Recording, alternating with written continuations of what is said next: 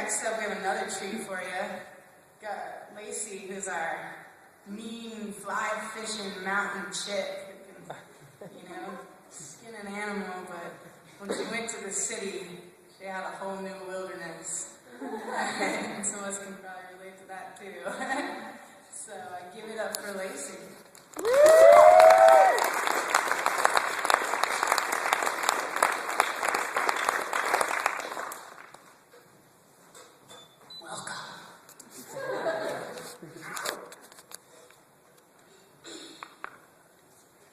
This is called My White Knight.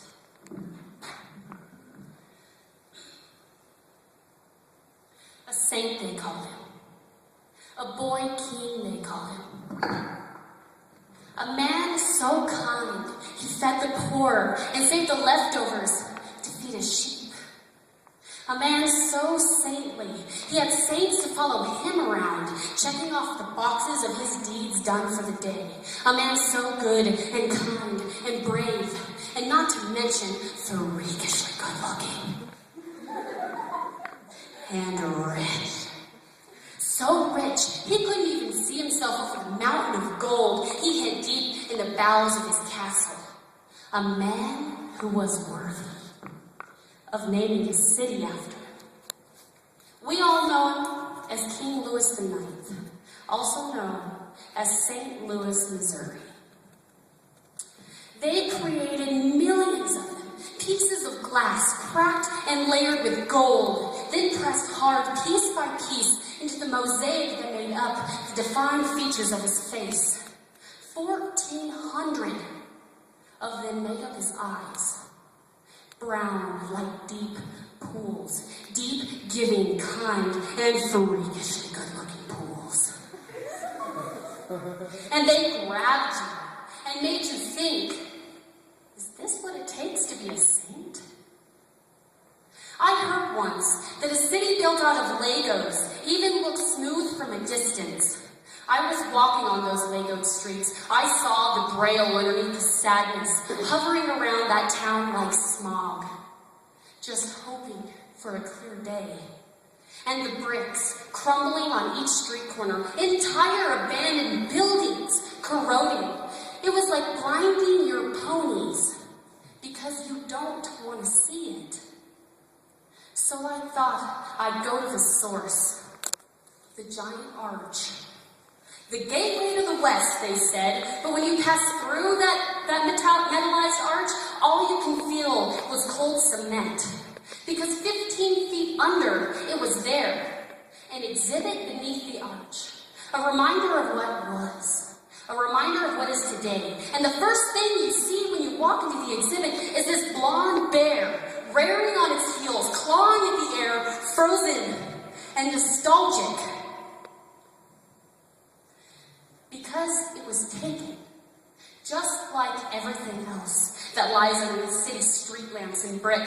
And Mary Brother Lewis saw what lied underneath. It was there, in the exhibit, neatly on the wall, there writing, first coming to the west. The same bear, that same golden blonde bear, they had stumbled upon one day. And it was because of one of the men with a big ego that taunted the giant beast. And with jaws cracking and its paws slamming to the ground, it went after him, nipping at its ass until out of eye's reach. They hunted for him for hours, late into the night, and that's where they found him. The pale moon light making his blood appear gray, and him stretched out among the ferns, his jaw taken clean off. A fresh top row of teeth sticking out as if he had made a funny joke and only he was laughing. And it's through this arch that lies the gateway to the west, the gate of hope to a world where grizzlies to leave a man with a top smile. So we crushed them, we hunted them down, and covered them with billowing smokestacks, bricked buildings, scrapers to challenge the clouds, industry, poverty, people glued to their cell phones, connecting and never slowing to stop and smell the thick air. Because fresh air hurts after you rotted your lungs your whole life, and it makes you question, maybe cigarettes aren't such a bad idea. We spat on it, rubbed it in their face, and poured concrete over it. I walked up those steps and wondered how many men sit where I sit and think, maybe we missed something. That was when I saw him, stoic like a statue on a platform, right on the shore of that polluted river, the mighty Mississippi. It etched slow and sludge-like, but etching nonetheless. 3 flags in the background, him dressed in all white, holding a white flag with his white gloves, his body warmed by his white jacket and white stocking cap and white sweatpants with white shoes, and he stood on a small piece of carpet, and guess what? It was white also. He stood in the January wind, and the January cold, and the January sun, and he stood there every single Sunday from 8 in the morning until 8 at night. 12 hours, he said, give back. Because I had to talk to him. I had to feel him.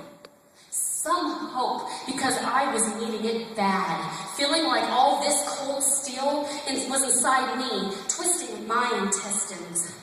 And he was there, my white knight. And he grabbed my hand, and he said, are you hurting? And I said, yeah, I'm bad. And he took my hand and got on his knees, and he said, heal her. Take away her pain, take away her sadness and hopelessness, and refill her life like a fishbowl, and let her know the water is there. And he looked at me in the eyes, those deep, brown eyes like pools, and said, I pray most of all that you find love. Because that's what's most important. Because love is what keeps us all connected. Because we can't really give love. No, not really. Because love already has us. I left him. And I wasn't sure if he had prayed for me or for something bigger.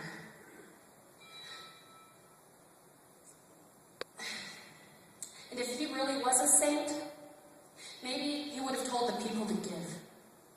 I left him, and I wasn't sure anymore if he had prayed for me or for something bigger, but I looked back and waved while he continued his fight, dedicating his time to prayer for hope.